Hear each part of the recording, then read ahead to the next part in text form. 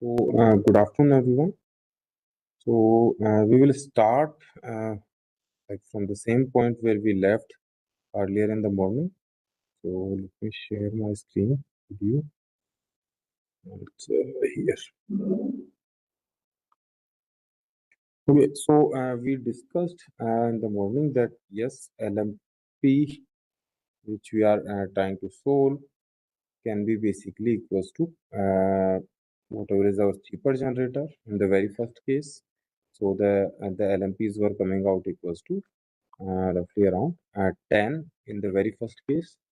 Then we looked at another case where the LMPs were coming out equals to the like 10, 12 and 11. So like the cheapest generator, the costliest generator and somewhere in between as well, right? Now let's talk about another case. So let's say what is the case 3. So let's say we talk about case 3. So I will again redraw the circuit diagram. So we had something like this. Okay. And then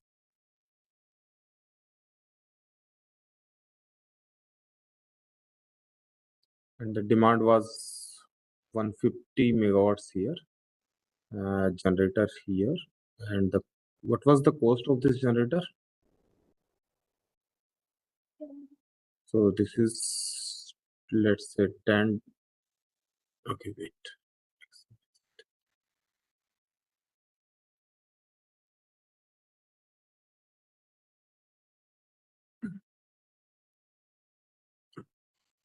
$10 per megawatt, and then it is $12 per megawatt.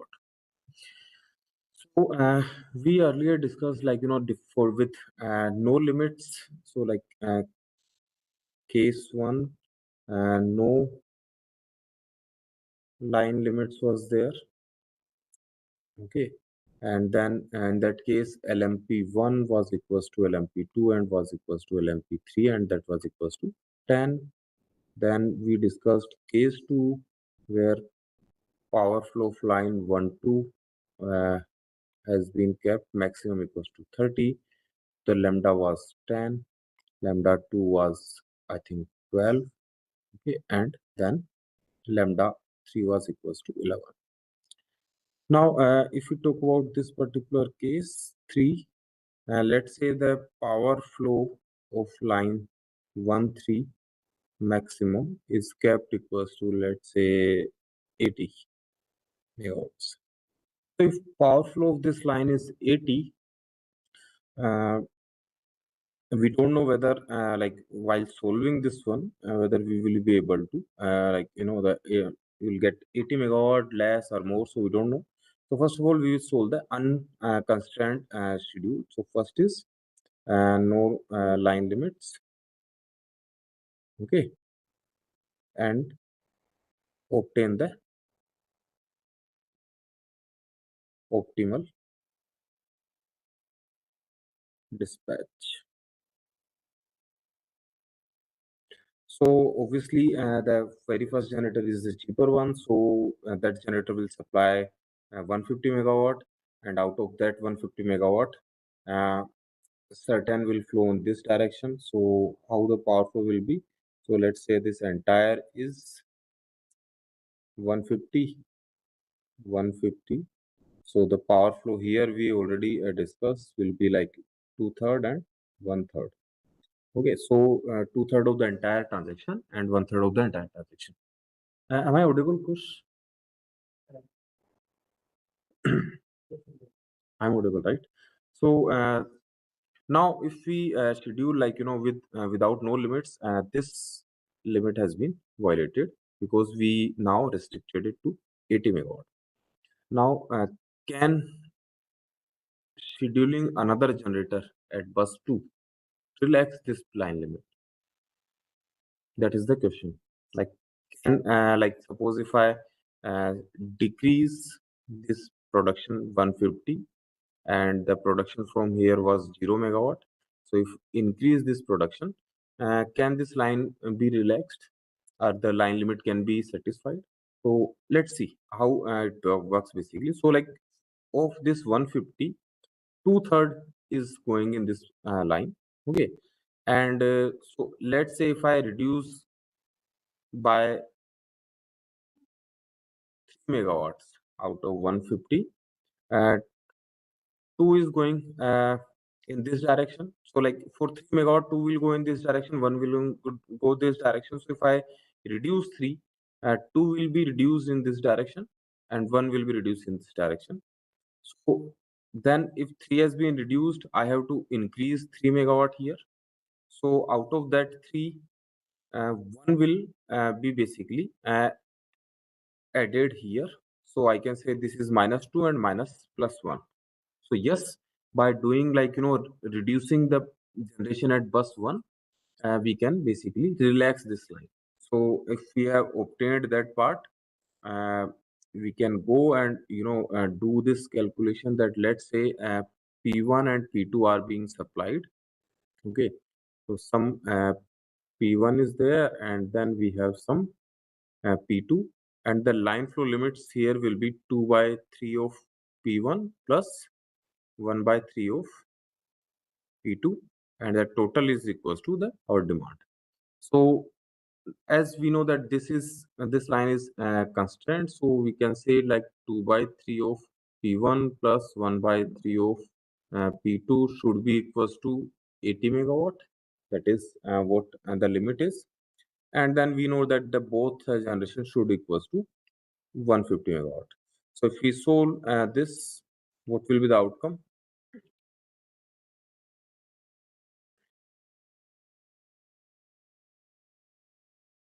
So 55, 90, 90, 45, I think. Or am I wrong? I'm still doing the wrong calculation, I think. So it's P1 is P1 is P2 is 60 and P1 is, so P1 comes out 90 and P2 comes out 60.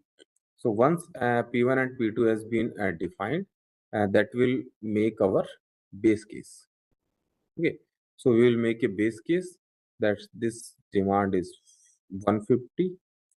This is P1 is equals to 90 megawatts, and then P2 is equals to 60 megawatt, and this line is showing 80.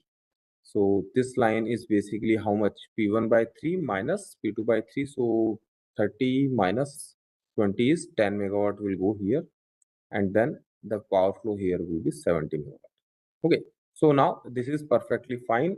We have said that okay, only line 1-3 is restricted to 80 megawatts. So this is the case. Now let's say we want to calculate the LMPs. So if we calculate the LMP, let's use another color.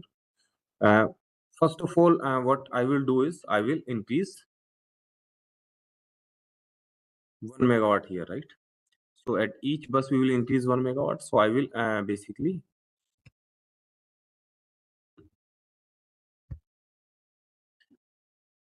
increase a megawatt here and see which generator can provide for this one.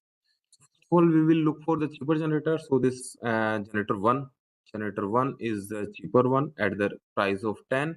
So it will satisfy it locally.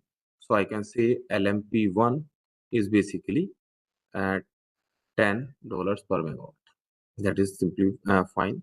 Then we will remove this one and add 1 megawatt at bus 2, and when we do so, we will again look for the generator 1, but the generator 1 will supply it by two paths. One is this and another is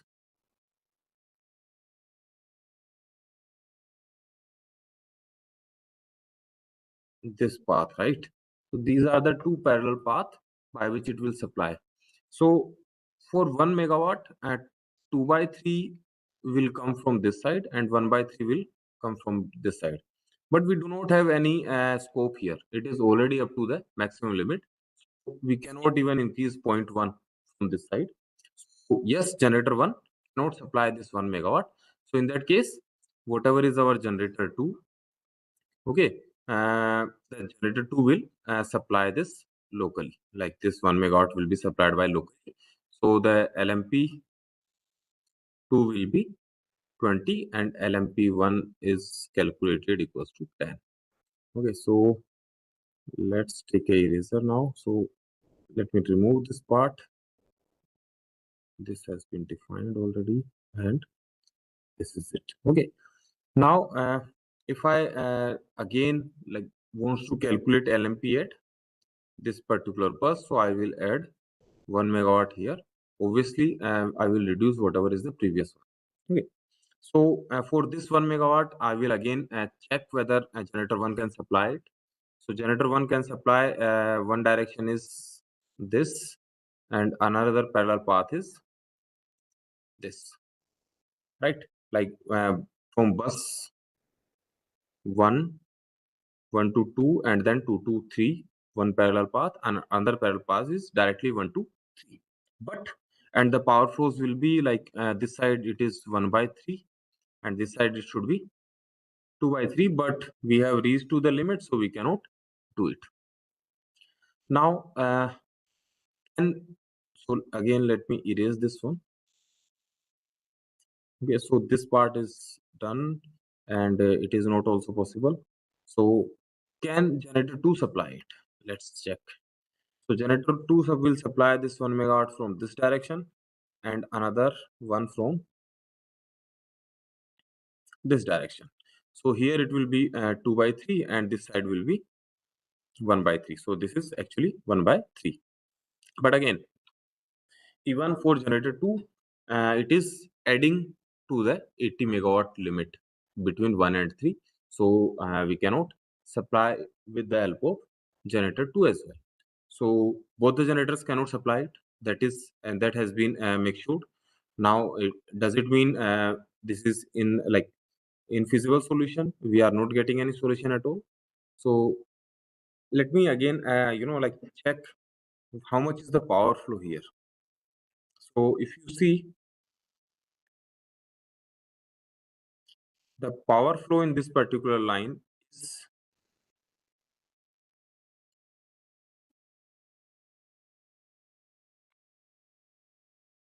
this 2 by 3 P1 plus 1 by 3 P2. This is the power flow. So P1 is basically like if I just get rid of 1 by 3, twice of power which is coming from P1 and like P2 is just multiplier is 1. So if I reduce power from P1, so let's say if I make -1, it will become -2 by 3 and that will be added to P2 because P1 and P2 should compensate everything. So that will become +1. So -2 by 3 plus 1 by 3 will give you -1 by 3. So the line will be relaxed even if I reduce 1 megawatt in the 90 megawatts and increase 1 megawatt to the generator to 60 megawatt. So yes, we can supply it and we will see whether the solution is feasible or not. Sometimes it is not, but here we can easily see that it is feasible. Okay, okay.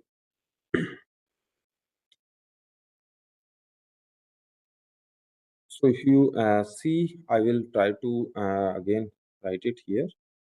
So now we know that both the generators are going to supply it. So I will redraw the circuit diagram, this particular diagram, and make sure that the differential diagram I will say. So this is 1 megawatt only. And we know that both the generators like this will be providing whatever is P1, it will change with delta P1 and it will change with delta P2 and the power flow will be 2 by 3 of delta P1 plus 1 by 3 of delta P2. So this should be equals to 0. We want to keep the limit equals to 80 megawatt because that is for the cheapest schedule. So we will try to keep it equals to 0 and another is 1 equals to delta P1 plus delta P2. And if we solve it, what is the delta P1 and delta P2?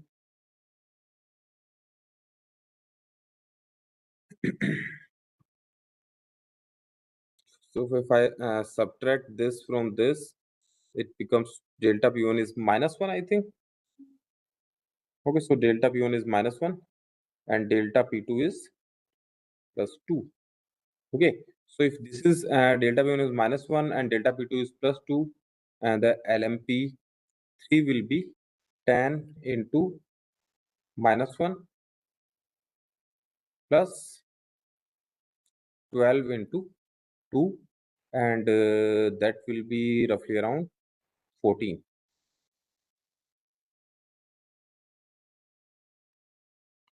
Lambda 3, let's say the name is. So you can see that the LMP can go beyond the expensive generator as well. So far we have established that LMPs can basically, so the case one was that LMPs were equal.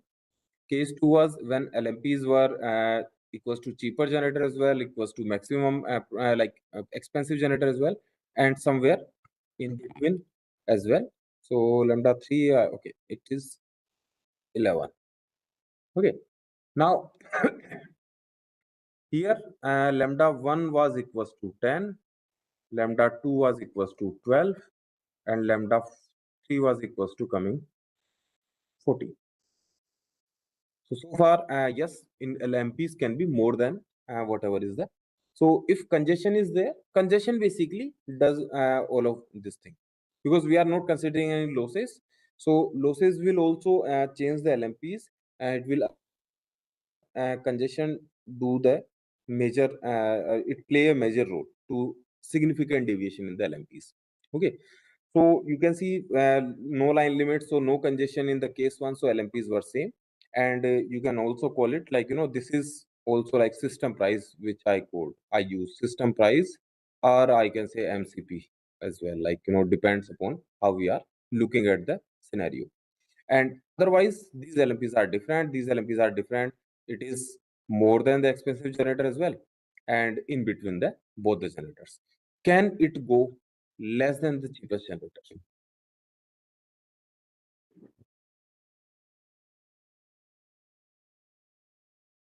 Anyone, what do you think? Can it go less than the cheapest generator?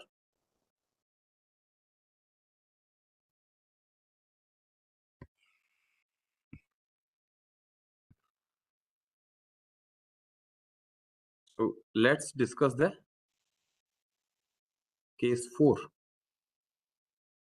So we have again two generators. One generator is here, another generator is here, and let's say the demand has been moved to this particular branch. Okay, so this is bus number 1, 2, and 3.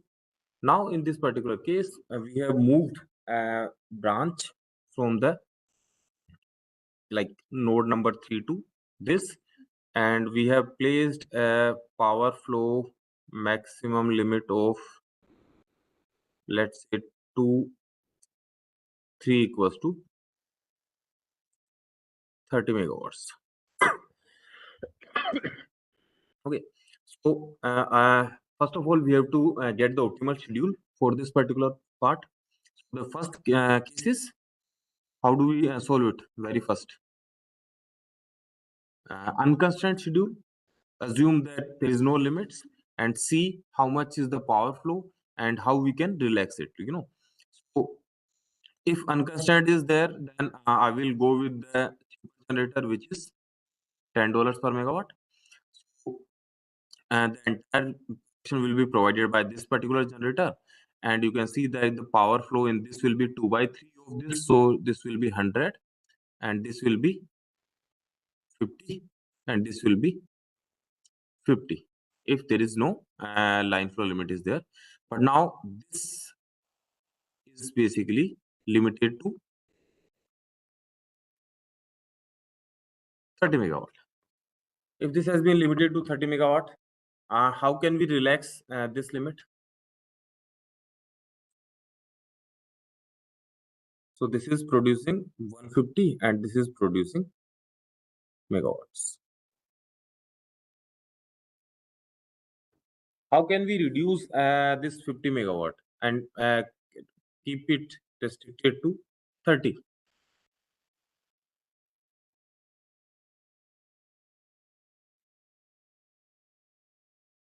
Anyone who wants to answer, like how can we reduce it? So far we have covered, like, three different examples.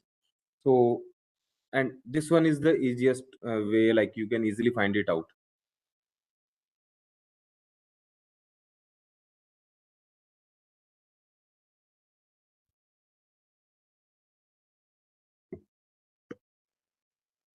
I'll give you some time.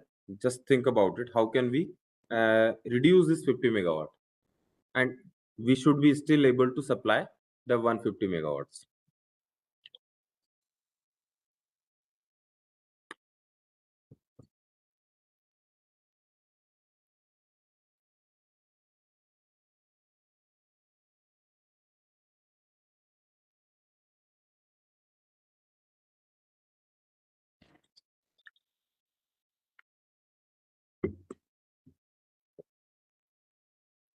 Gaurav, are you getting this?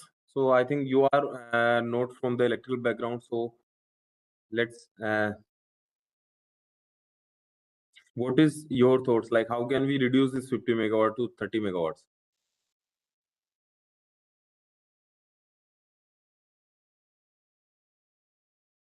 Satya,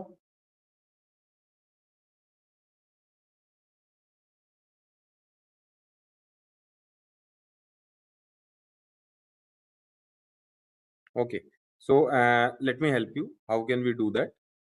So the thing is, if I reduce this 50 megawatt, obviously the power flow will reduce, and then I can start increasing this 0 megawatt, so it is locally consumed.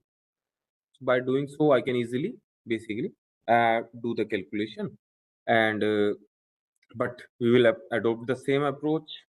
What we will do is we will make a diagram, the same thing, okay, and we will assume that this is 2 by 3 P1, this is 1 by 3 P1, and this is 1 by 3 P1, and this is our P1, this is our P2, and this is our demand of 150 megawatt, right? This is this is it. So I can write down the two equations, that this 1 by 3 P1 should be equals to 30. This is the limit.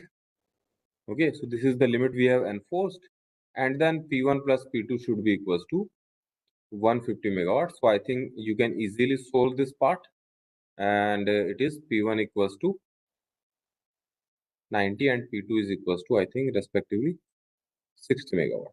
So this is the schedule we obtained, or we can say base case schedule which we have obtained. Now the question is LMP calculation, right? So I will use this particular diagram here. Let's say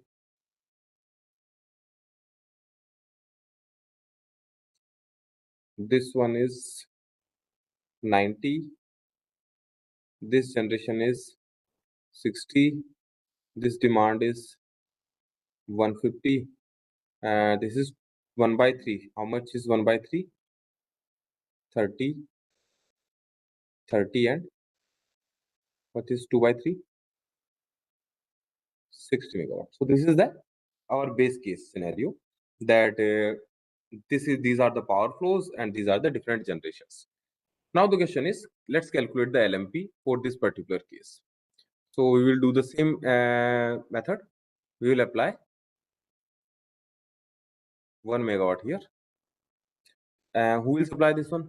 The cheapest one. So the cheapest generator is generator 1 only. Okay. So generator 1 will supply it locally, and that will give me the LMP1 equals to 10. Perfectly fine. Now remove this one and add 1 megawatt here. Who will supply this one? So first of all, we will look at the cheaper generator. So cheaper generator will supply via this method, but there is a limit on this 30 megawatt, so it cannot supply. So this will be supplied by generator 2 and it will supply it locally. So the LMP at bus 2 will be equals to 12. Okay. Now the question is, what is LMP at? What will be the LMP at bus 3? So we will remove this and add 1 megawatt here. Now who can supply this one?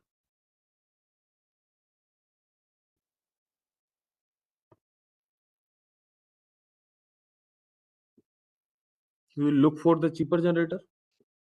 Correct. So cheaper generator will supply directly by this line, and then 1 to 2 and then 2 to 3. These are the two paths. So this 1 megawatt will be supplied by 2 by 3 on this side and 1 by 3 on this side, but the direction is opposite to the previous flow. Okay, then a congested line, the flow is from node 3 to node 2, and our for this extra megawatt the flow is on this particular direction 1 by 3. So it will relax this 30 megawatt. Once it has been relaxed, generator 1 can supply more to this existing 150 megawatt as well, because and we are looking for the cheaper schedule, right? So for this particular scenario, I will draw a differential diagram that what will be the scenario.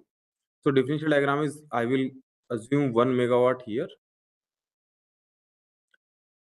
certain delta P1 will be there and certain delta P2 will be there. So it implies that whenever this 1 by 3 relax this line, delta P1 will change, and once delta P1 will change, delta P2 will also change. Correct. So if I calculate, let's say this is delta P1 and this should be delta P2. So delta P1, the line flow will be this direction. And what is this direction? Delta P1 by 3 and plus delta P2 by 3. Is this correct? Okay. But our initial power flow was in opposite direction. So we should consider that direction only. So I will mark it with the red that the actual direction was in this direction. So I will place a minus sign here. Instead of this plus, I will put a minus sign. Okay, that this is the actual direction or actual power flow. Now I will make that there. Anyway, this will not make any difference because it should be equals to 0. Okay, and what will be the basically delta P1 and delta P2? Delta P1 plus delta P2 equals to 1. Can we solve it?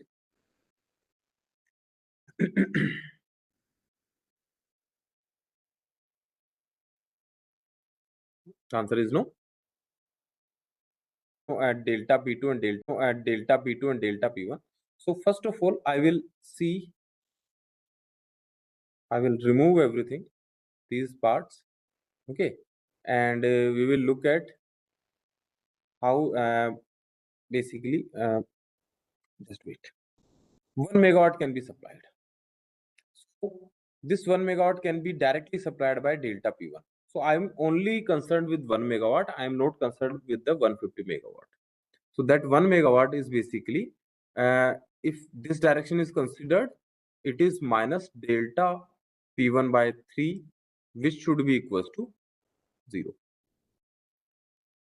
Okay, and then delta P1 plus delta P2 should be equals to 1.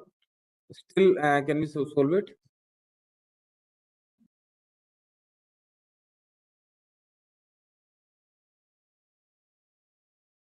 So P1 is 0, then P2 is 1, and which says that P2 should be basically, again we cannot solve it. Okay, so how to solve it then? So just quickly I will go here. Okay, I have mentioned it here. So this is our so far, like case one, where all the LMPs were equal. Okay, and case two, the LMPs were different, and this is how we solved it. Then case three, the LMPs were again higher. This is the case four. Okay, here if you can see the line power flows. Okay. So I made a mistake purposefully. Can you identify that mistake?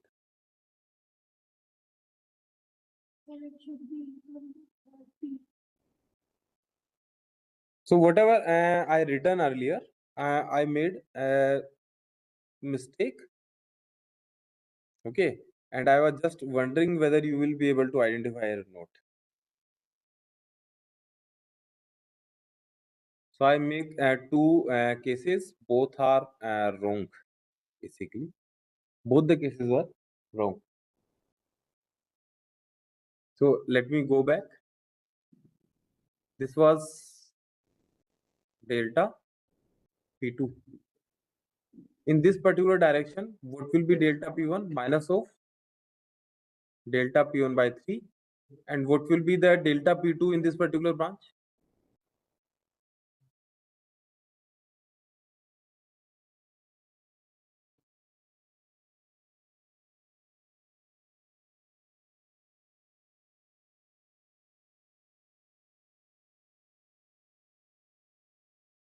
Instead of like I mentioned, this will be delta P2 by 3, and then we return that minus delta P1 by 3 minus delta P2 by 3 equals to 0, and then delta P1 plus delta P2 should supply 1, and if I solve it, I will not get any no answer basically.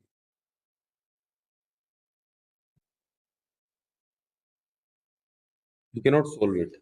So there is some mistake, and I want you to identify that mistake.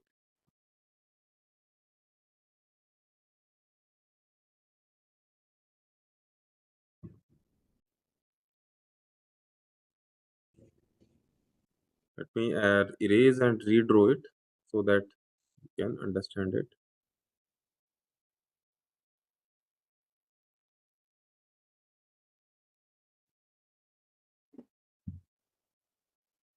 Or the actual direction will be this 1 megawatt will be like this, and then the power flows will be plus and plus, both will be downwards direction, but our actual power flow was 30, so I have multiplied both with minus sign here and written these two equations. What went wrong here?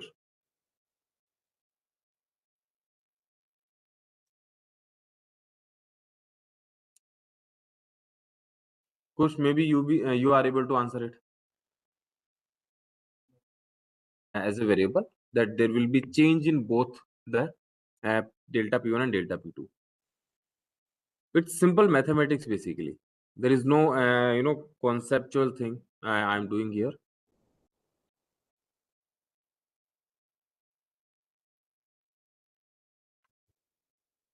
Let me again tell you that all the lines have same reactance and equals to X. The very first assumption which we provided the data.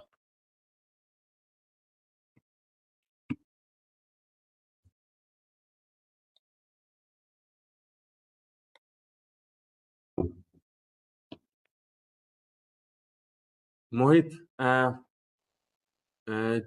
G in equation 1, sign of P1 is wrong. Can you unmute Mohit? Let's discuss it. Like what he means basically. Mohit, can you explain your like what do you mean by this?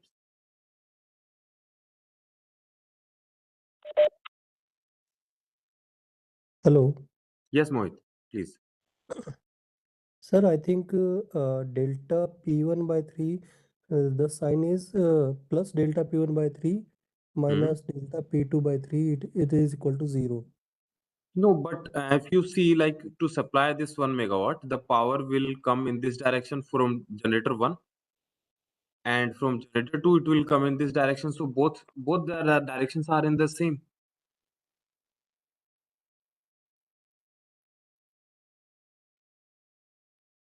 What else can be there? You missed Sir, very fundamental thing. I see it mathematically that sum of the two terms cannot be 0, the difference should be 0. Yes, so that is true. Like by looking at these two equations, we cannot solve it. One equation is saying delta P1 plus delta P2 equals to 0. Another is saying it should be equals to 1. So these are two different statements, and it's contradicting in basically each other. So yes, actually there is no answer. So I think we are there is a issue in these two equations. So this equation is fine. I think we all agree that both the generation should be equals to 1. The change. So there is something wrong with this particular equation. 1. What it is? If anybody is there, like you able to identify what is the wrong with equation 1.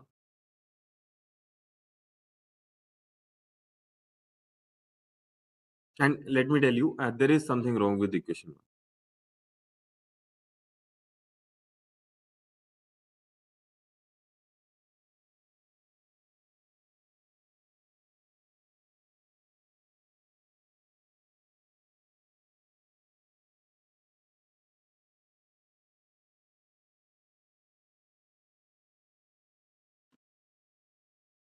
Shilpa, Dr. Suman,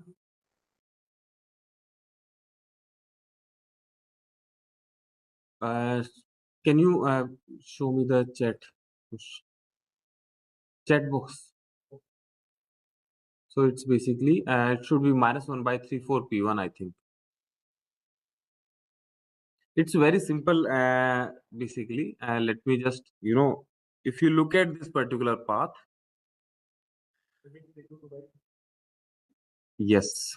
So this is P1, right? So it is 2 by 3 delta P1, and this is 1 by 3 delta P1.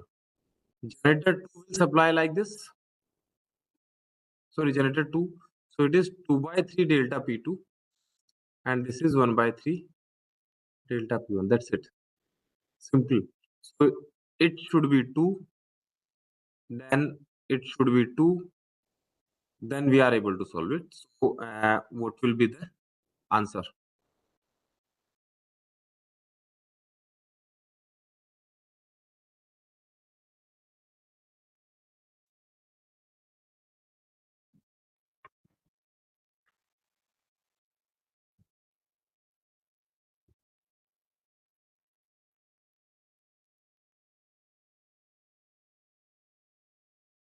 Delta P2 is equals to,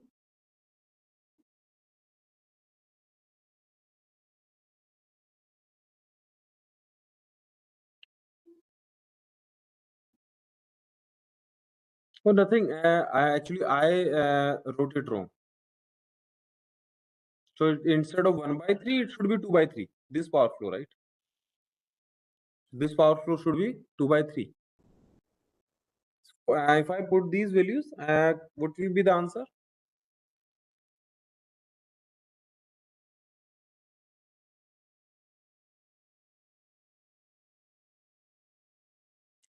Delta P2 is equals to, I think, minus 1. And if this is minus 1, then it is 2. Thank you. So if it is there, then we can calculate lambda. So the lambda 3 is equals to delta P1 is 10 into 2 plus 12 into minus 1, and that is 8 dollars per megawatt. That is lambda 3. So this is the basically a thing which we have observed, that LMPs can be less than the cheapest generator. Now my question is, should we allow this?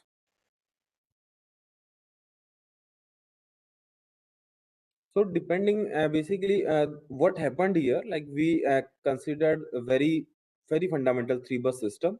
The actual systems are much complex, and we considered, like like artificially we created this particular example, and we were able to see that yes, if we solve it mathematically, LMPs can go very high and they can go very low as well. So for this particular, it is like still like instead of 10 it is coming equals to 8 only. But yes, it can go in negative as well, and yes, it can go very high, like thousands as well, for a very like any system.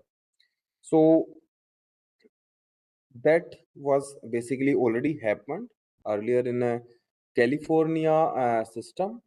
I think the year was 97 or 99, or maybe like in 2000s.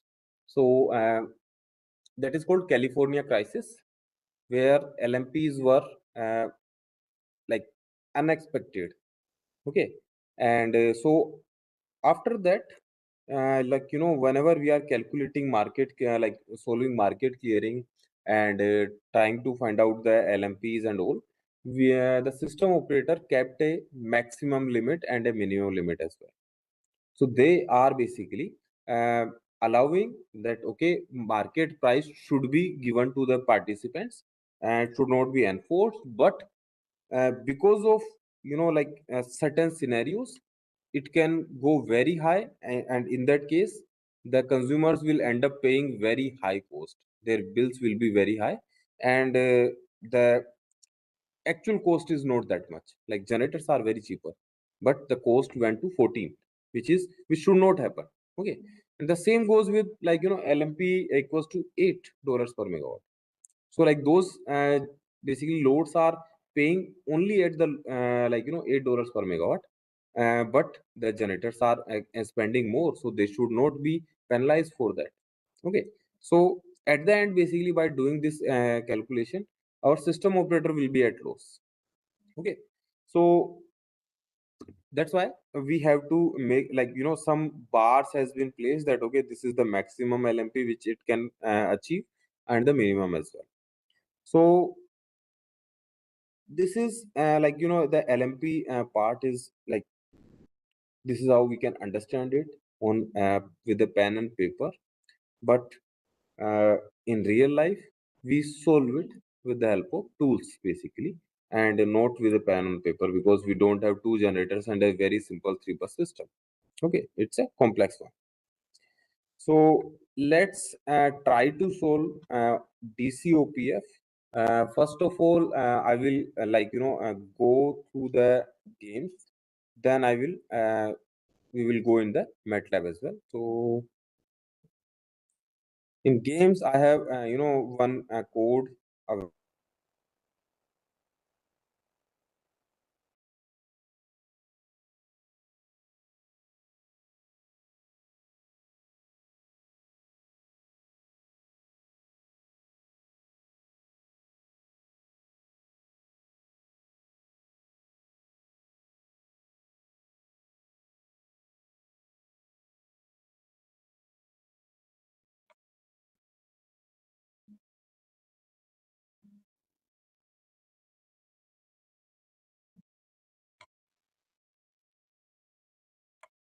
Okay, so I think it is visible, right?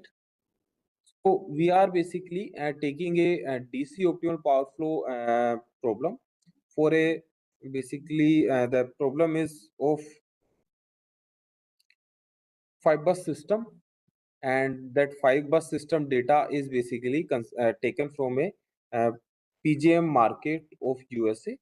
Okay, it's a test system where we basically can It's a very moderate, like very simple and small network, so we can easily solve it. So first of all, we have to define certain things. So sir, here the reason of lesser LMP is only power limits.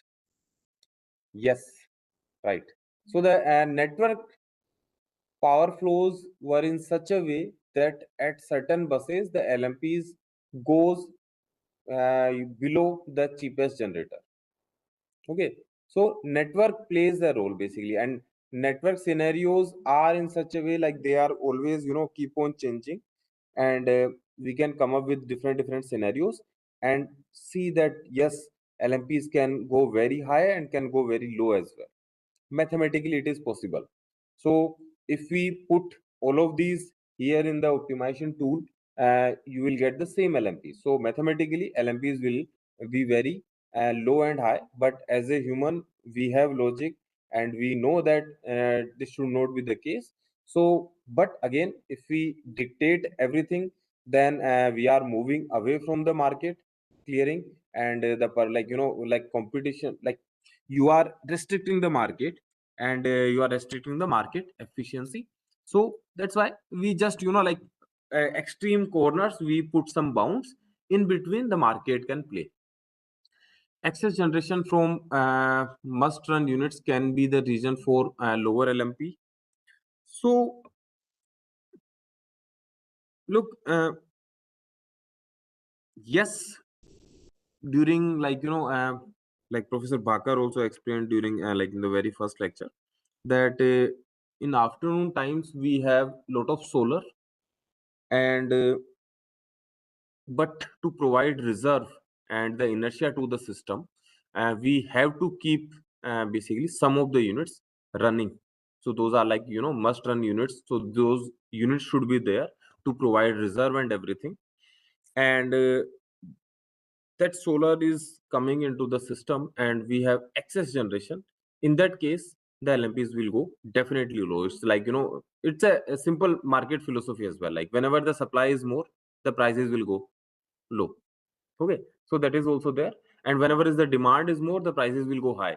Like let me give you a very good example. What happens, like during the festivals, governments try to provide electricity to everyone, and there are no power cuts. So what government do is by mean government means basically the distribution companies I'm talking about. So what they do is they procure power from the electricity markets, and festival is everywhere in India, right? So everyone is trying to procure the electricity, so the prices go high.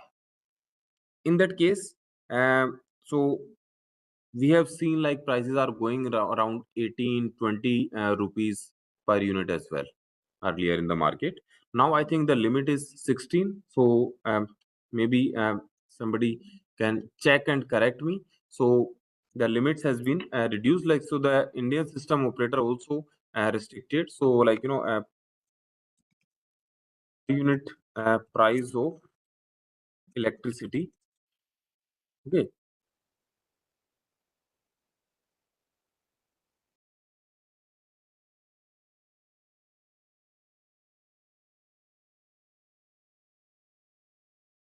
and they basically put certain limits on the basically prices. So otherwise it will go very high and very low as well. Okay, so this is like from common sense we can discuss. Now let's talk about the like the how we can formulate this one. So it's a I will share this with you as well. So it's a PGM fiber system, and how the PGM fiber system looks like. So you can we can draw this one. So basically there are five generators or five buses. We have defined a set name is bus, and the numbers are 1 2 3 4 and 5. So this is what we have defined here. Okay, then we have defined a set slack bus, and the number is 1. So this is a subset of set bus, so that's why it's a slack, and in the brackets we have mentioned bus, so it is a subset of initial set of bus. Then we have named a few generators. So we have generator at Alta, Park City, and at different locations. Okay, so these are like 5 generators. Now after that, we have defining this, we have defined a scalar. Okay, so this scalar has been defined, and this is our the base MVA. Okay, so then we have created a copy of bus and node, so both are same. Then some generated data is provided, that all of these 4 generators had has some maximum and minimum limits. So minimum is 0 for all the generators, and maximum is 40, 170, 520, and so on. You can see it on the screen. And cost coefficients are, instead of like using quality cost coefficients, we are using a linear cost coefficient. So generator 1 can provide with a price of 14, then 15, 30, 40, and 10. So the like fourth generator is expensive one, very much expensive, and the cheapest generator is the fifth one. Okay, so this is the prices. Now we basically define that, okay, these generators are already defined, but where these generators are connected, that information has to be provided. So this is provided that, okay, these 2 generators are connected at bus 1.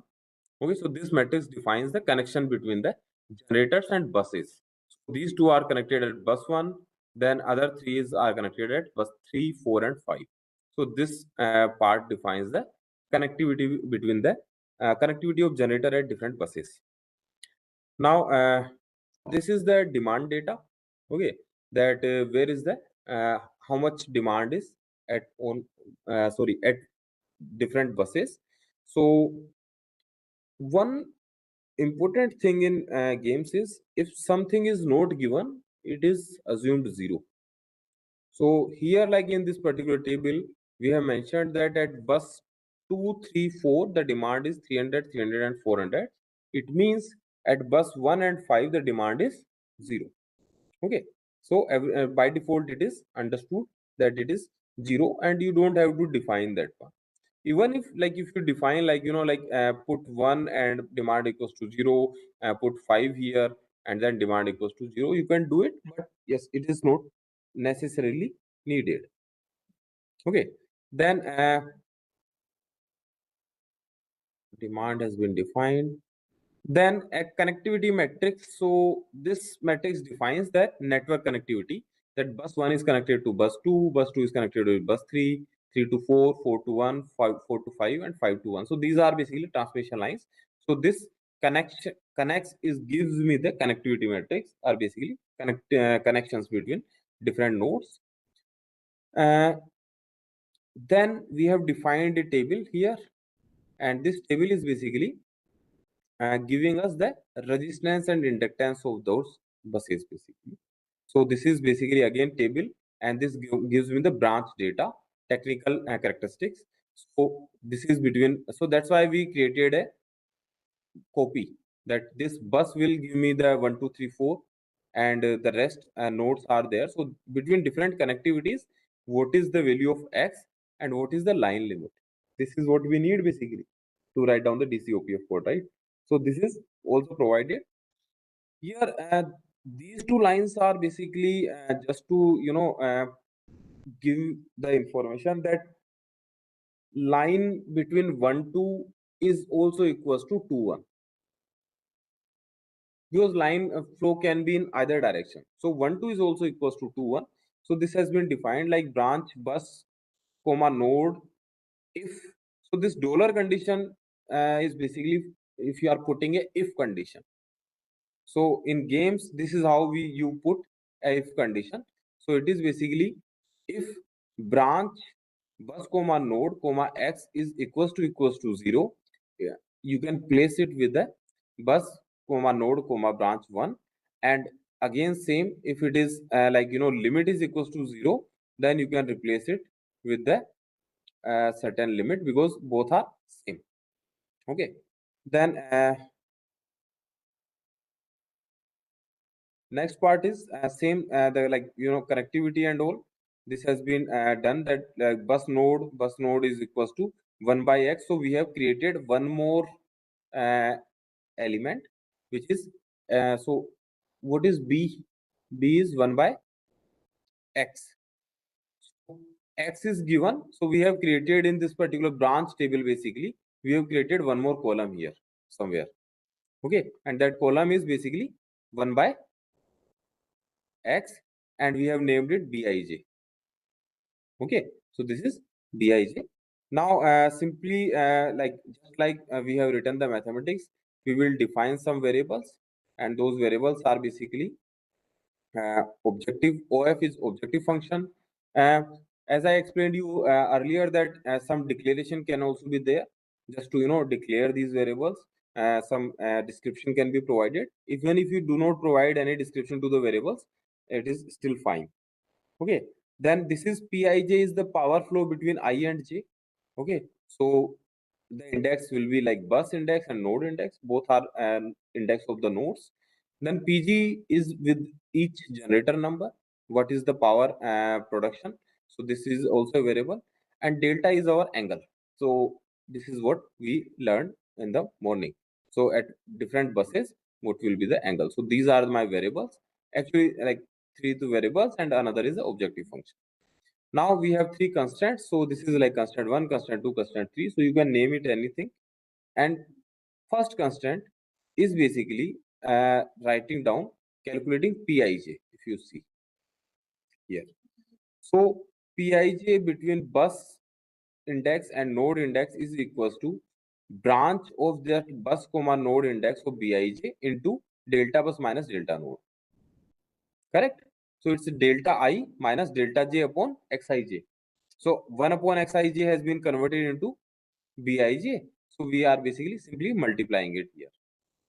Okay, so whatever we have written so far with this notepad, the same thing can be written here as well. But yes, some syntax is there, but otherwise we have written it here. We have to calculate other way around as well. So this has been basically a condition is provided that bus command node and different connections. So it has to be calculated for the connections only, not for every branch, because we don't have many branches.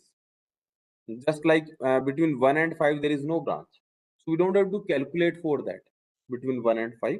So only for these two, these connections. So connections are basically defined already, that these are my connections. So only for these connections, we are going to calculate those power flows.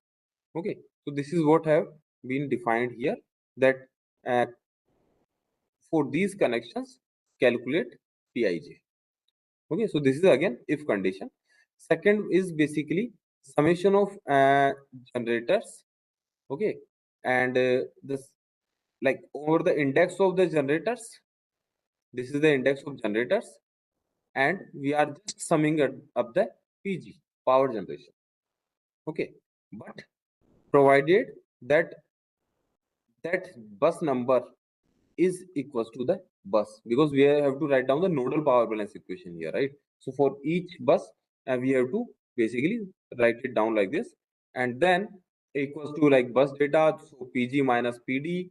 Okay, and then Pg minus Pd is equals to summation of Pij. So we are doing this thing, that it should be the summation of Pij. That's it. Okay, so this is our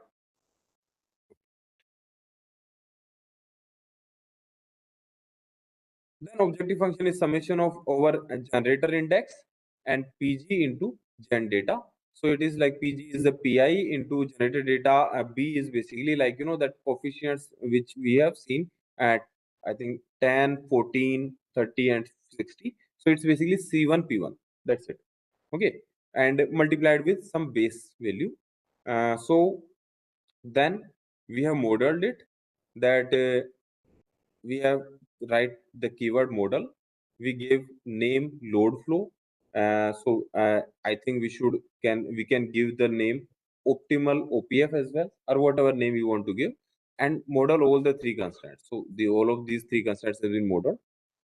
Before solving, we basically forgot to define certain values. So the one thing is the lower value of the generator over all the generator index is equals to whatever available in gen data table. So this p min column will define the lower limit. Same, the p max column will define the maximum limit of the generators. Okay. Now delta up is like as I explained earlier in the morning, that it can be considered either pi between minus pi to pi, or you can consider pi by 2 to minus pi by 2 depending upon the requirement. But yes, so it has been defined like between minus pi to pi is the limit on the angle. Some values has been kept fixed, and it is that delta is fixed for a slack bus, and that should be equals to 0. So we also had this particular equation that the slack bus angle should be fixed at the 0 value. So this is what we are doing here, and then we are basically calculating at the providing the line limits. So the pij is the power flow between I and j. The upper limit should be equals to the limit provided by the branch data, and in branch data some limit is provided with respect to that particular branch, so that we have fixed that it should be equals to this. And then I told you that lower limit will be negative of the maximum limit. So this is what, with a negative sign, you can see here a negative sign is placed, and the same thing has been written here as well. Okay. Now what we will do is we will solve our whatever the model we have defined here, load flow. So we will solve this load flow model. We will try to minimize the objective function, and this problem is completely linear, so using a linear programming procedure. So the procedure is linear programming, we are minimizing it, and then some parameters are basically input it in the report and for display. So let me run it. So if I run it, yes, it's normal completion. So I will open, just like simply clicking, and you can see the report and then pij.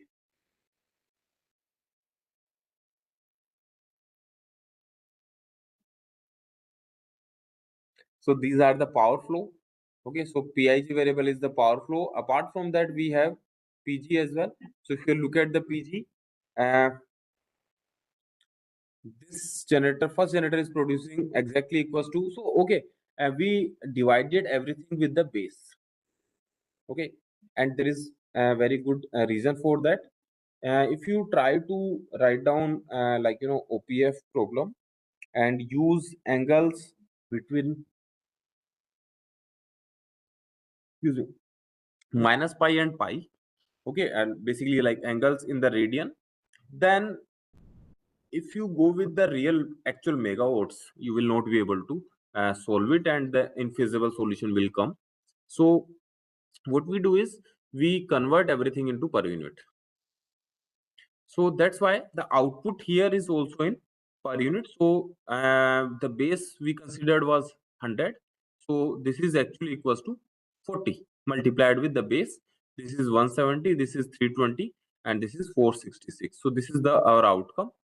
And power flows are basically, these are the different power flows between different lines. Okay. And if you see, one very important thing is here,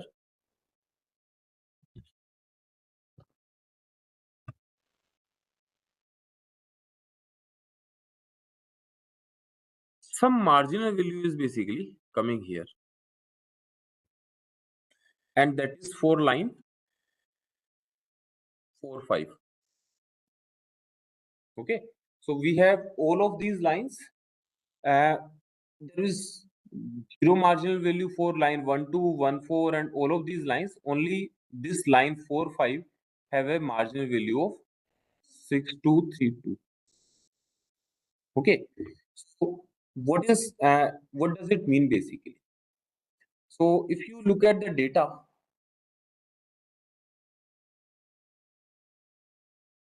line limit data, if I see, the first line limit is 400. then 1000, and 240. These are the line limits.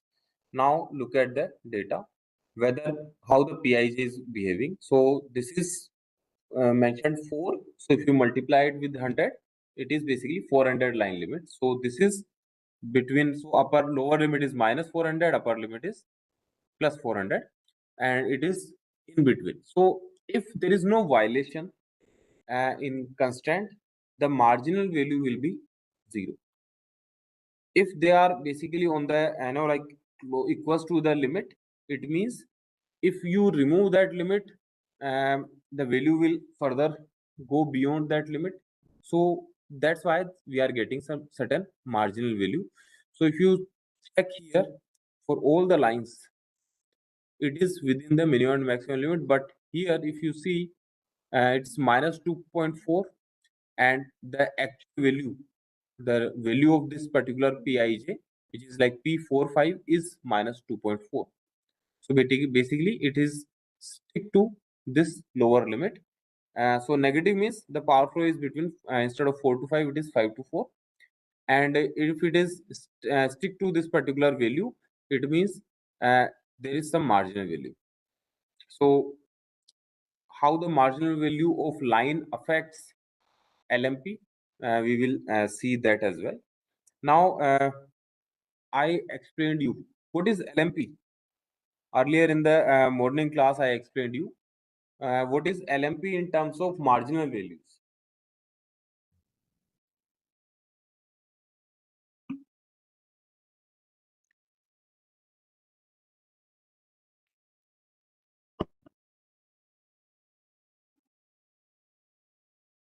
Yes, LMP was marginal change in the optimal operating cost. Okay, so that was the formula earlier we discussed in the morning. I also gave you like two things, that what is system price and what is LMP.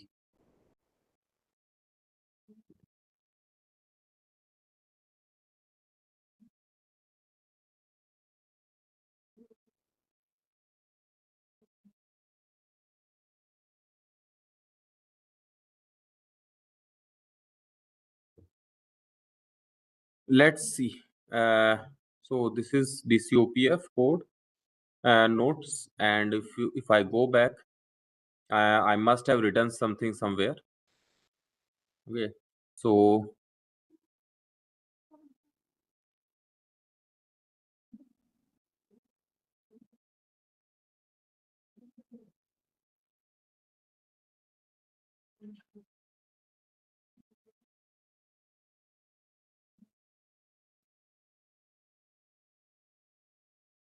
this is LMP.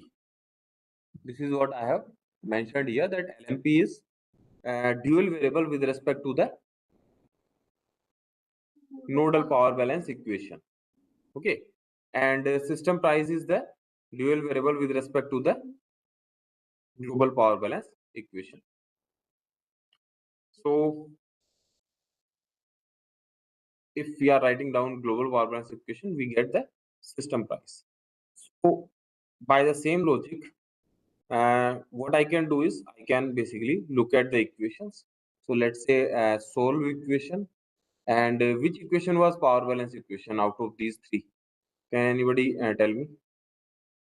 So these three equations are there, 80, 80, 81, 82. So which equation is power balance equation out of these? I know the third constant is just objective function, so that is not. So either 88 is the power balance equation or 81. Line number 88 and 81 are this constant 1 or constant 2. Which one is the power balance equation?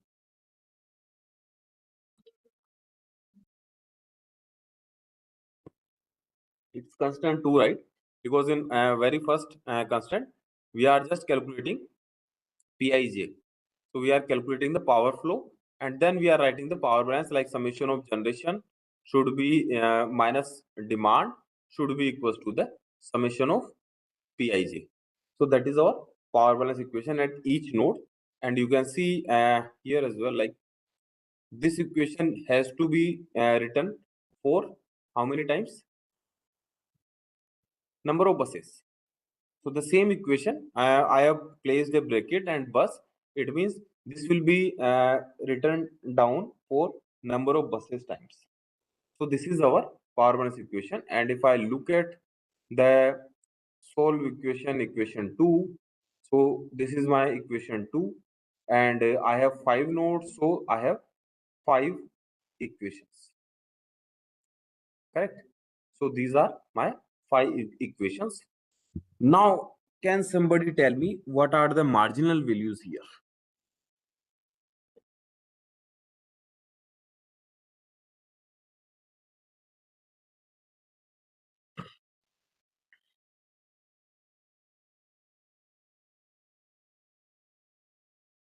We are getting some marginal values, right?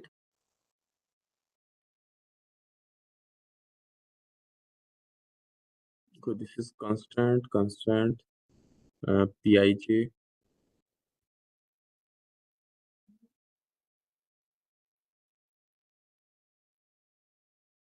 So okay, this is variable Pij and this is constant. Where is the line flow limits?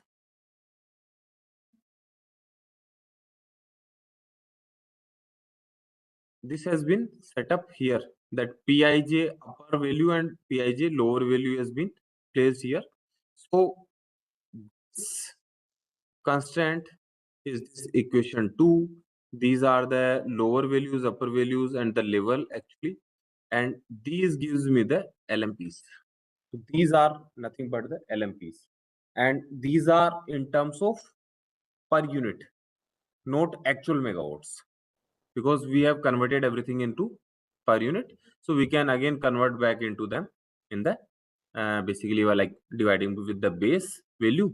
It's a 16.97. So this value is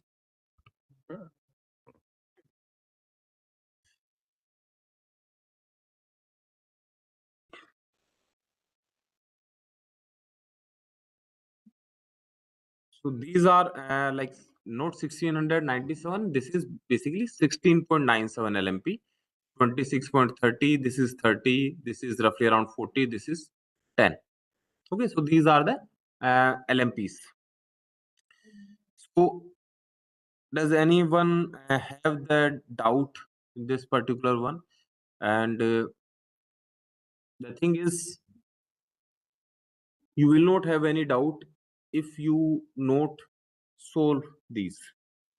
It's a simple code which I have given to you, so you can easily basically get it.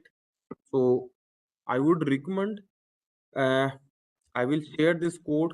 Okay, you can get it, and have written basically two formulations. Where is the notepad? We have written two formulations.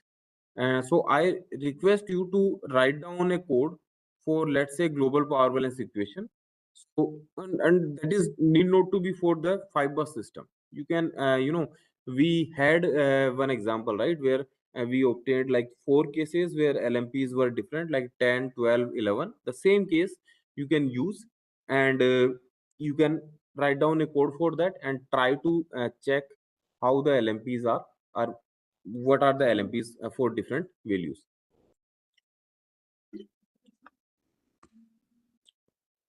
That we will discuss tomorrow morning. So I request everyone to basically go through it, okay, and try to write. And need not to be very generalized code. You can directly simply write down a brute force code as well.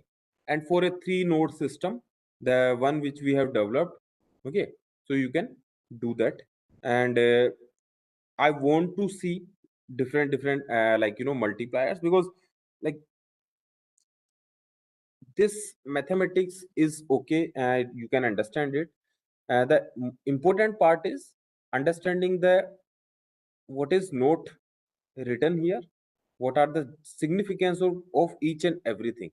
So if you are able to read it, suppose some error is there or some issues are there with your code, you will be able to debug it. Otherwise it will be very difficult.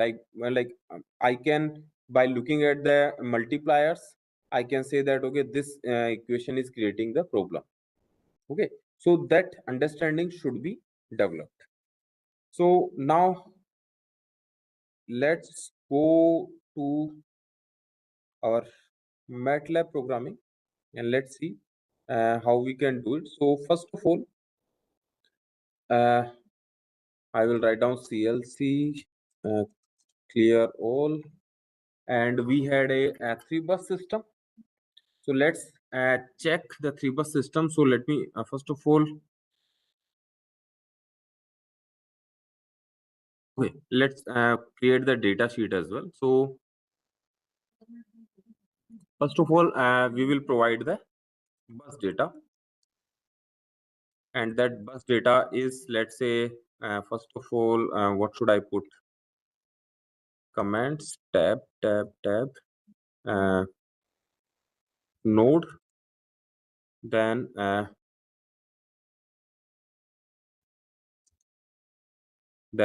type, then PD, then QD, and so these are like commented things, so you can use it. So it's PD and QD. Apart from that, voltage, so in DC we don't need Vmax, but right now I will not go into that. So let's say we have how many nodes we had? 2 and 3. So we had 3 nodes.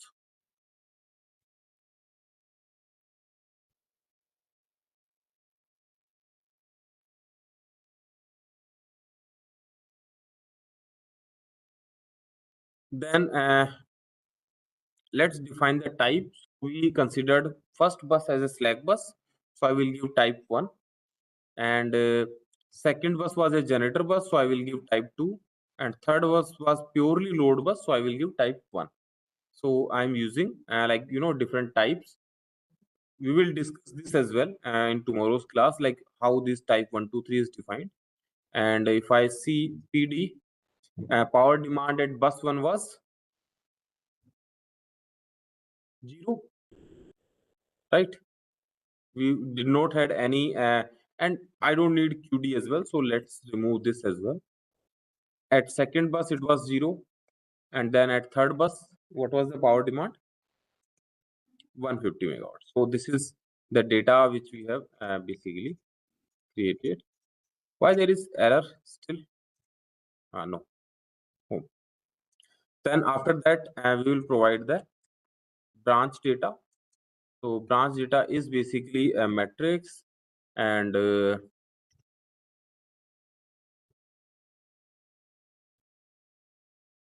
let me comment what things I need. So it's like from node, like what is the connection from node to node. R is not needed, so X, and then we need line limit. Okay, so these things are needed. So we had a connection between 1 and 2, and X was 0.25, let's say, and then line limit was 150 megawatt earlier. Okay, then we had a connection between 1 and 3 and 0.25, and the line limit is 150, and then 2 and 3 and 0.25 tab 150. So this is the line data. Now what else is needed? Generator data, right? So let's call it gen data. Gen data will be equals to first of all, what should go there in the gen data? Comments. So bus number, okay, कौन सी bus पे connected है? So we will go with the bus number, and then coefficients, cost, okay. So then we need P min and P max, okay. So the very 3-bus system which we have considered, there is a generator at bus 1. The cost was 10, dollars per megawatt, and P min was 0, that it can produce minimum 0, and P max was not defined, so let's say keep it 200. Okay, so that we can supply the 150 megawatt. Then we can basically have the second bus. 12 was the cost, production was 0, and let's keep it 200 as well. And this is my gen data. Apart from that, anything else was needed? No. So as I explained, it can be solved with the linear programming. So we had some linear program. So I will press F1 on linprog and let it open. So this is how it looks like. Okay, I'm again going back, that this is how the linear program looks like, and I just need to copy these basically. That's why I came here. I don't want to type everything. So let's keep it like this. Shift home, Control X and Control V. That's it. Let me delete everything. Okay, so this is the linprog function which we are going to use. Now we know that first of all we have to define X. So let's define X, and in terms of, let me put a comment, nodal power balance equation. Okay, so DCOPF, we are going to write down the nodal power balance equation for each and everything. So in that case, the X, which is my variables, will be equals to theta 1, theta 2, and theta 3. So these are the three buses, so three thetas will be there. Then I have two generators, so I would say P1 and P2 are the, so these are my variables. Okay, so if these are the variables, what is the objective function?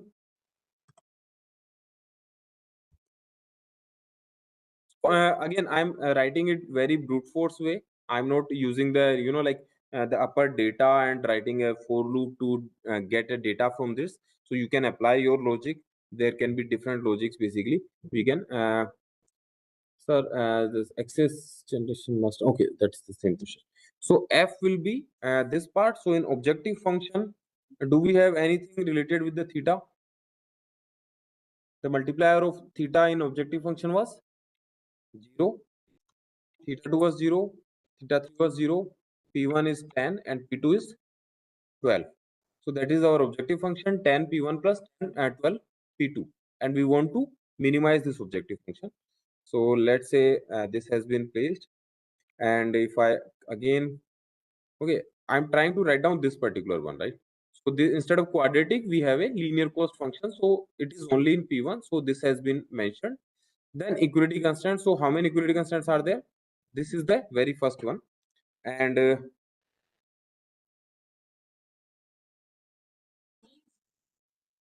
for three generators, if okay, let's write it down.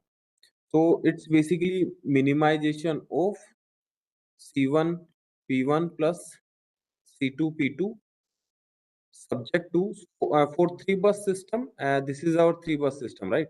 Where certain demand is here, a generator P1 is here, and a generator P2 is here. So if I can write down at node 1, the power balance equation will be P1 minus PD is 0 equals to P12. P12 will be theta 1 minus theta 2 upon x12 plus theta 1 minus theta 2 upon x13. This is 1, 3, and 2, right? So this is first equation. Then second equation will be P2 minus 0 equals to theta 2 minus theta 1 upon x12 plus theta 2 minus theta 3 upon x23. Then P3, so there is no generation, so we will say P3 was 0 minus PD. PD is 150 equals to theta 3 minus theta 1 upon x13 plus theta 3 minus theta 2 upon x at 2, 3. If I convert everything into a matrix form, its matrix form is A EQ x equals to B EQ. This is a matrix form. So first of all, I have to identify the x. So we have defined x. What was the x? Theta 1, theta 2, theta 3, P1 and P2. How many equations are there? 3. So if you look at the first equation, theta 1 ka multiplier, what is the theta 1's multiplier? 1 upon x12 plus 1 upon x13. And for this particular example, we have considered x is 0.25. So 1 upon 0.25 will be equals to कितना होता है 1 upon 0.25? 4. So it's 4 plus 4, 8 in the theta 1. Okay. But there is a issue. So what I will do is to make equality, I will transfer all the variables on this particular side. So that's why I am keeping theta 1 as a positive. So theta 1 is 1 upon x12 plus 1 upon x13. Theta 2 is minus 4 by the same logic. And this is minus 4. And then P1. So P1 will be brought to this side. So it will be minus 1. And we don't have P2 in this particular equation. Correct? Now opposite side is 0 equals to 0. Similarly, we can write down here as well. So it is minus 4, 8, minus 4, 0, minus 1. Because there is no P1. So that will be 0. Which one? Why? Uh, now it should not be 0, right? I made some mistakes, but like writing mistake is there, but my mind is focused. So I know it's fine. Okay. Am I right so far? Yes. The third bus, theta 1 is minus 1 upon x13, which is minus 4. Theta 2 is minus 1 upon x23, which is minus 4.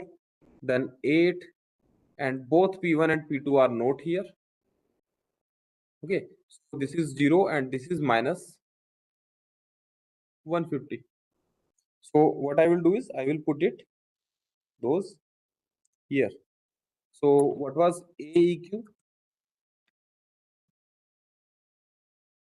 8 minus 4 minus 4 1 and 0, or minus 1 and 0. Minus 1 and 0. Then we had minus 4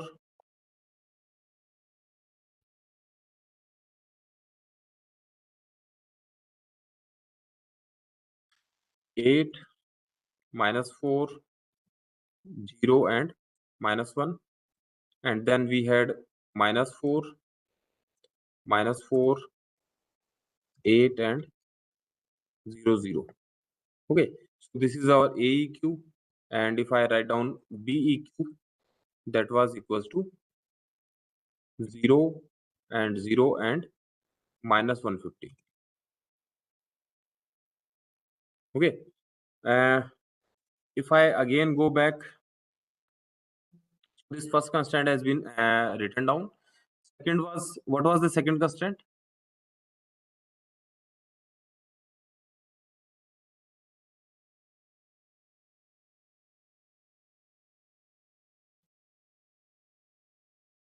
This is global power balance. What was the second constant? So second constant was generation limit. Then we had a line flow limits and then angle. So let me remember these. So first, second was generation limit. So generation limit, I will just keep it for the time being. and then we will put that there. Okay, wait. Okay, so here generation limits are there, and so let's not go into generation limit because those are just bounds. So I will not put those here. I had one more equation that theta reference, or I can say theta 1 is equals to 0.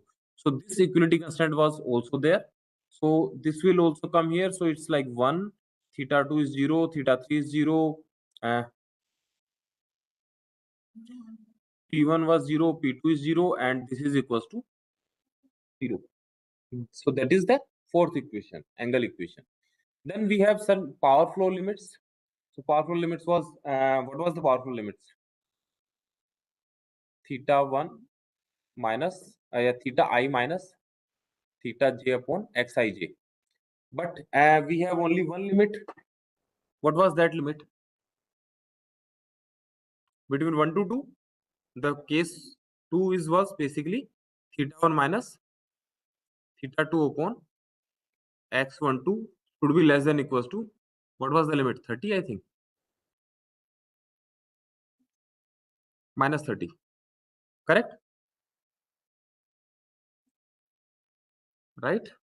This was the limit. So if I put those limits, this can be converted into theta 1 minus theta 2 upon x12 less than 30, and then theta 2 minus theta 1 upon x12 less than 30. So this upper part is this, and this lower part in terms of less than. So everything, the constant will go on the right side, variables will come on the left hand side. So this is what I can write it down. So this one equation is not single equation, it is two equations basically. So you can see like I have to define it like this, and I have to define x. So x is theta 1, theta 2, theta 3, p1 and p2 equals to some value. So in for the first equation, 1 upon x12, 1 upon x12 was 4.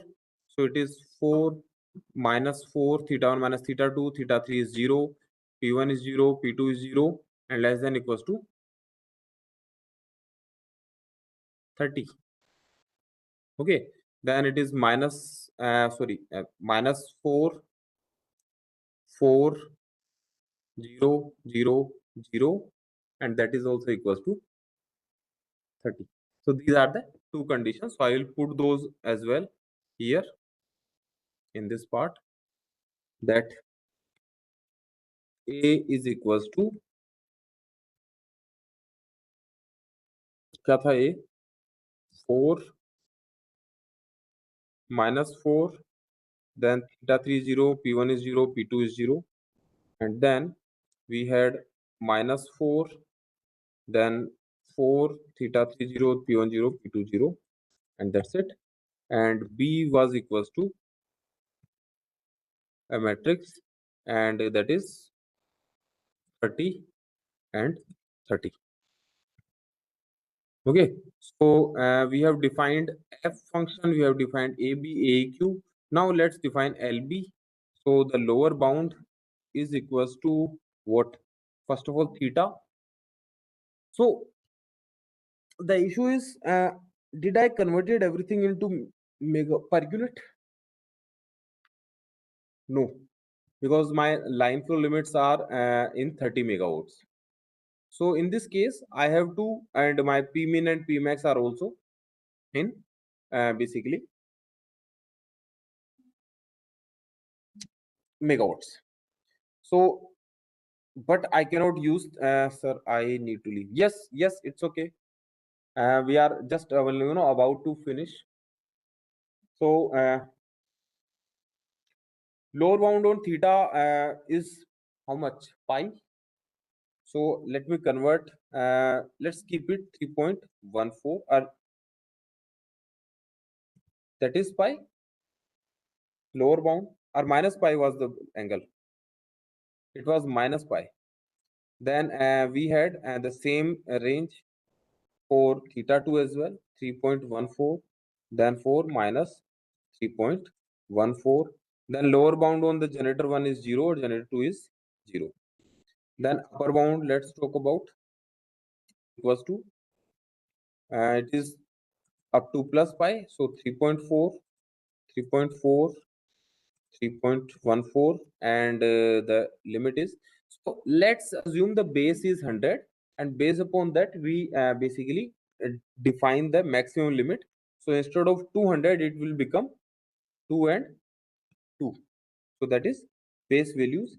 And similarly this 30 megawatt will become, divided by base, it will become 0.3. So we have converted everything into per unit, and let me run it. This is DC OPF base 3 bus system.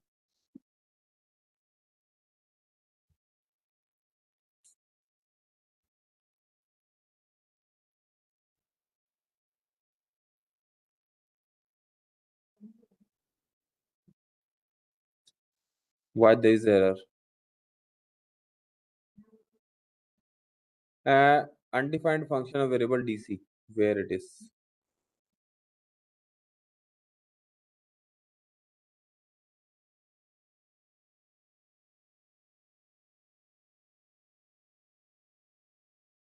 DC OPF base 3. Okay.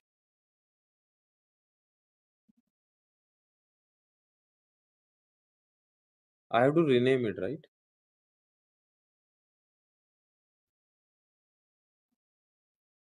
How to rename it? Okay, let's close it. Go to the downloads.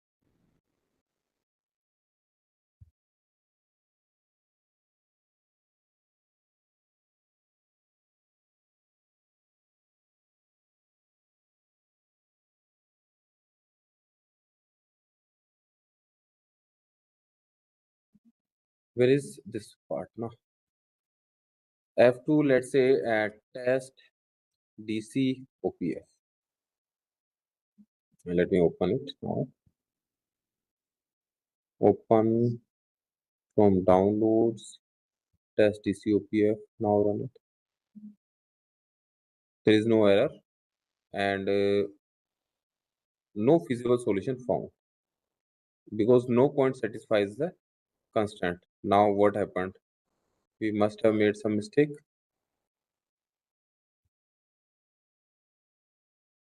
Yes, we forgot to convert this 150 into per unit, so we have to divide this as well with base value. So it is 1.5. Now let's see if it is solved. So the statement is optimal solution found. Now let's see, let's display the values. So if it is solved, then I would put x, is the x value, what is the function value, and let's say lambda. What are the lambdas? So let me show you those values. So you can see the values are 1.2 and 0.3. Did we also get those same values when we solved it? What was the values we obtained basically?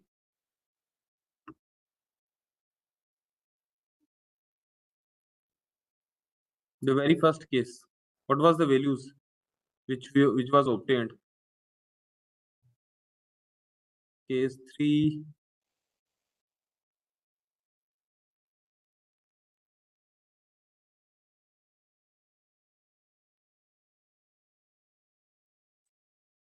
some lambda I have defined somewhere. Yes, this was the case 1.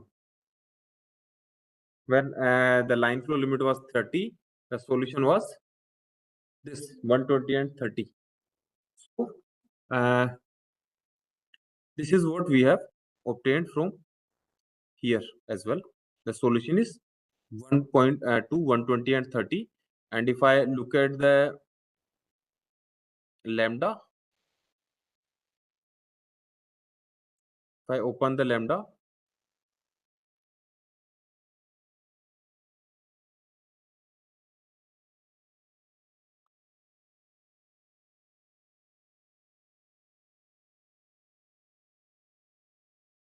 the equality constants are basically giving me the LMPs. I told you that the dual variable with respect to the equality constants will give you the LMP. So do we have how many equality constants we have here?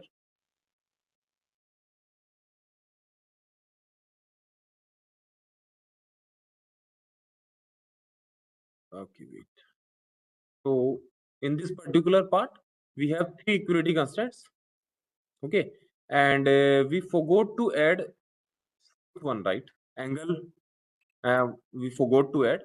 So let's say the theta one is 0.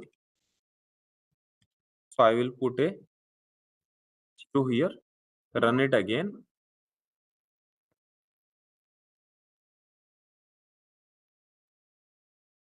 Now why some error is there? Dimension of array being okay.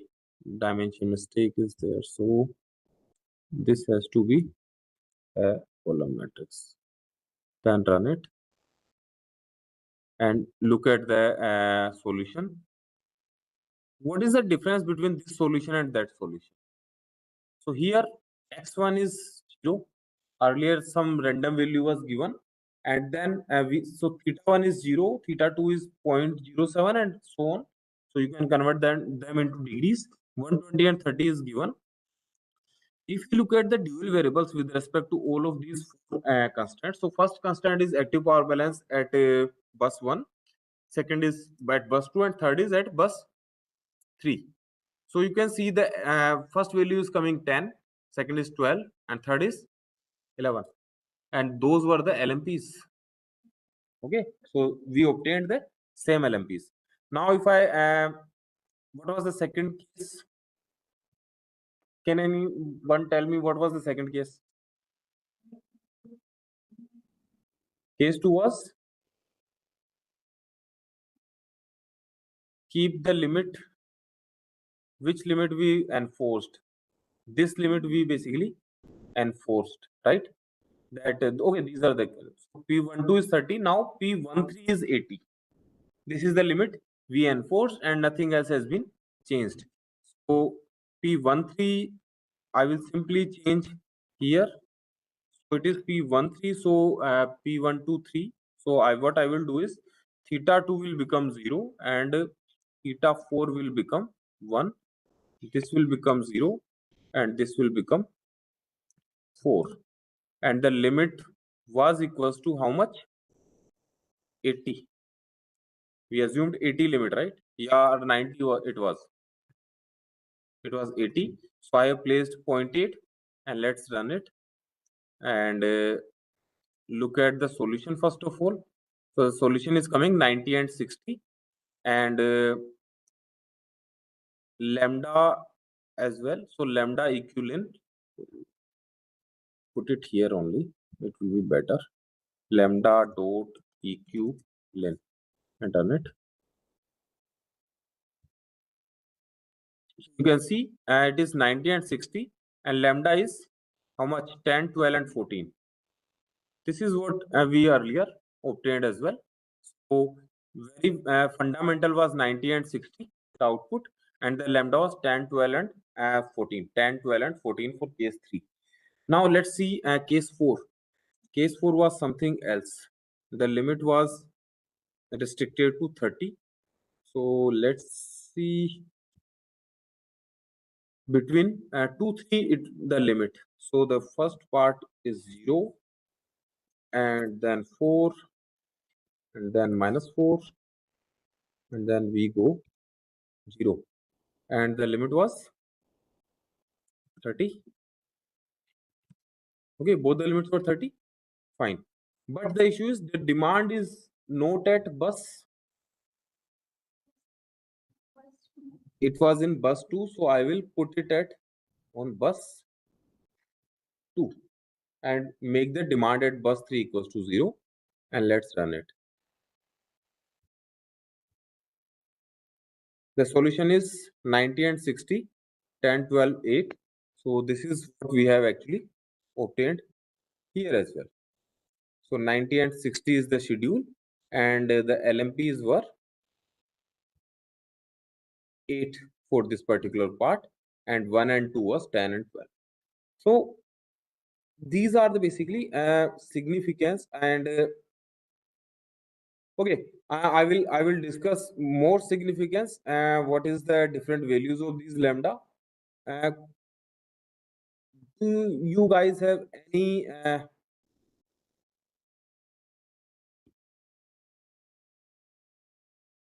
doubt so far?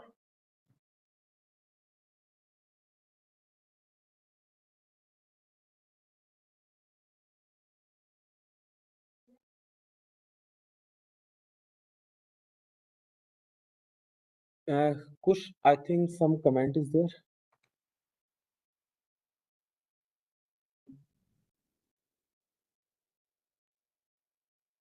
Why it is okay? Fine.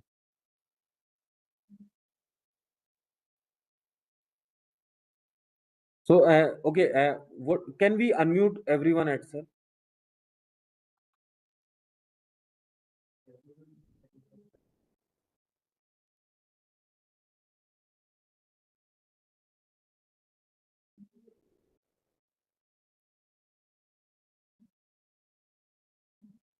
Okay, send a request to everyone to unmute themselves so that we can have a one-to-one discussion. No, don't change the settings. Push. No, it's okay. You can one by one you can unmute.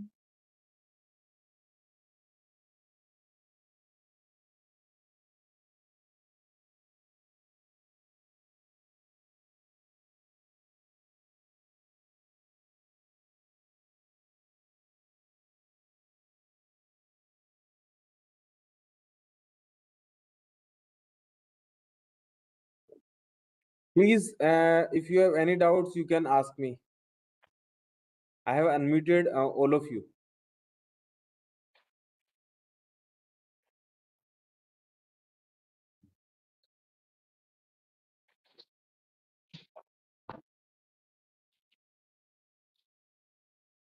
Yes.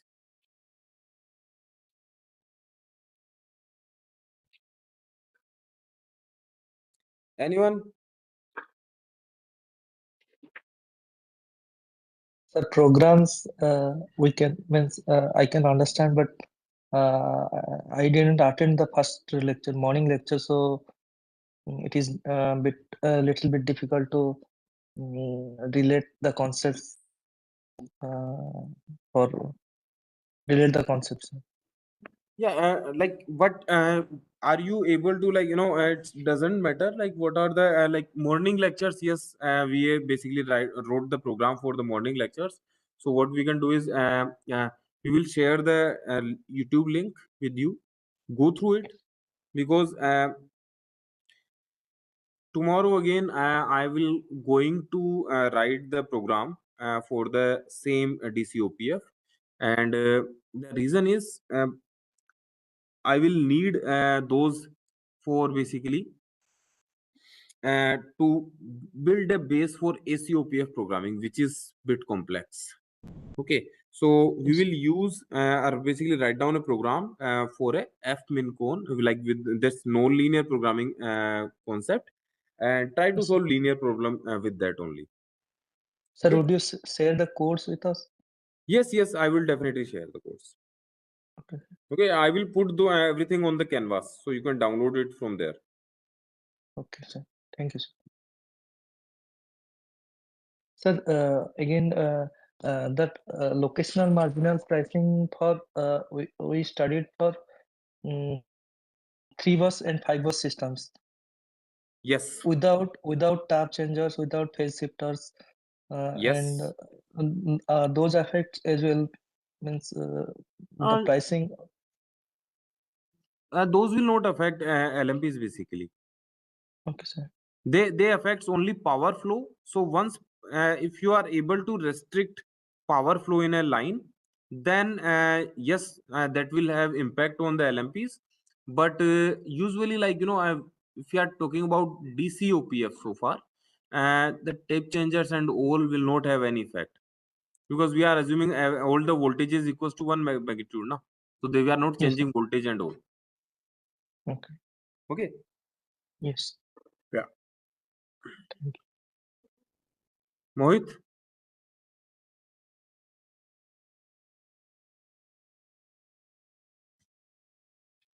Hello, yes, sir. Yes. Do you have any doubt? I see some more prices in paper like X and price, sport price, DLMP. If possible, then kindly tell the difference. So, sport price is nothing but the market price, sport market price, right? And whatever we are calculating, it's a market price. So, in which market you are applying the concept, we can calculate that. There is a terminology X ant and X post. So it's basically like a point of power delivery. So let's say for tomorrow we schedule market today, so we come up with the prices today itself. So you can call those prices X cent price. But some services are basically will realize at the real time. So like different ancillary services will be realized in the real time at the actual power delivery. And in that case, or let's say losses, network losses are basically will be realized at the time of delivery. So in that case, basically we sometimes charge them after the power delivery. So those cost or those prices are called ex post prices. So ex ante and ex post are basically like when you are charging or when you are deciding the prices. So ex ante is like before the actual power delivery, and ex post is after the power delivery. So that is the only difference. um, DLMP is like used for in the distribution network. So and it is questionable, like the we cannot solve it. We can or we cannot as well, like there are multiple ways of solving. Some authors are proposing different methods to get the DLMP in the distribution network. uh, Yes, but we can solve it with the help of OPF. But the issue is in distribution network we cannot neglect resistance, so we cannot go for the DCOPF. Resistance cannot be neglected. And for ACOPF, the network is very complex. So it's radial in nature, but the known like usually those problems exhibit a non-convex nature, and the solutions are generally local minima, not the global minima. So you cannot rely on those uh, prices which are coming out of the ACOPF in case of uh, distribution power flow. So DLMP is basically associated with the distribution networks. uh, Anything else?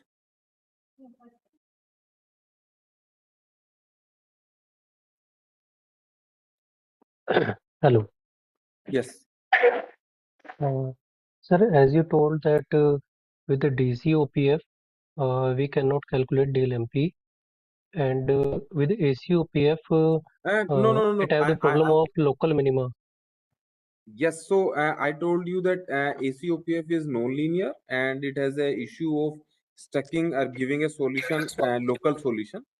And with DCOPF, distribution network LMPs should not be calculated. I'm not saying cannot calculate. You can make any assumption and calculate, but should not be calculated because DCOPF is a linear OPF, and the assumptions for linearization is that there is no network loss. Resistance is assumed zero, network losses are zero, which is not true for the distribution network. Like we cannot make that assumption for the distribution network. So yes, and now you can ask what, like this is what I was saying. Sir, I see some papers, they take assumptions and they solve it by forward and backward seek methods. Yes. So then they take the um, dist flow equations and Mhm. solve it by linearization. Uh, Yes. Sir, in DLMP, I have the problem that after linearization, it will be calculated like LMP or some differences in its calculation. So it depends on different approaches. Like there are different approaches. Like sometimes what they do is like they assume a like reference price at the reference node of the distribution network. So that price is fixed. Now we have to pass on that price on the subsequent network in the downside of the distribution network. It's radial in the nature, so we can pass on that. And there are different methods or ways to do so. One simple way is like I can apply ACOPF instead of like DCOPF. I can apply ACOPF, and I can calculate the like write down the power balance equation at each node of the distribution network, and the LMP or the basically Lagrangian multiplier or the dual variable of the active power balance equation can be your DLMP. That is one straightforward answer, that it can be your DLMP. But the issue is like local minima issue. It cannot be a global minima, and so there are multiple ways of people are doing it. Some people like solve optimal like backward forward and the power flow analysis, and based upon those power flows they have come up with a particular method. So yes, there are multiple ways of doing it, uh, but which is optimal, it's again questionable. Am I able to Sir, answer your, or do you have any something else? sir, I have one doubt. Yes, please. Can, sir, sir, DCOPF, can we include security constraints, or SCOPF is entirely different, or DCOPF is entirely different? So SCOPF we will discuss definitely. We have Okay. one session on security constraint OPF as well. Okay. So security constraint scheduling, we will discuss that how we should include security, and yes, we can do security constraint DCOPF.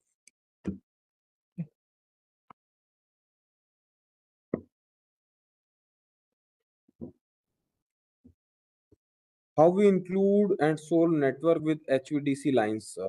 With will LMP change in AC plus HVDC network compared to AC network? Very good and very interesting question. So whenever there is a AC DC link, uh, the modeling changes. Okay, so we have written down some equations. Those equations basically we derived from the AC power flow, and then certain assumptions we made, and then we come up with a particular equation. In DC lines, we can use those, but it's not like most of the times if it is purely DC network, we can go with the same approach. It's completely fine. We can still able to solve it. Okay, but instead of theta, we will go with the voltage, because there is no angle will not be considered there. So we will be considering like V1 minus V2 upon whatever is the resistance. Okay, R. But if we are having a hybrid of AC and DC, what we do is we sometimes like consider it is a link, like AC and DC link, and solve it separately. So we bifurcate the system from the HVDC link. Two AC parts will be sold separately. They will communicate their information with each other, and this is how we can basically obtain the scheduling. And once scheduling is obtained, the multiplier with respect to the power balance will give you the LMP. But this is how we can basically communicate with each other. So like we can solve one part separately, we can solve another part separately. Whatever is the necessary information can be passed on from the, let's say, downwards part to the upper part, and iteratively we have to solve it.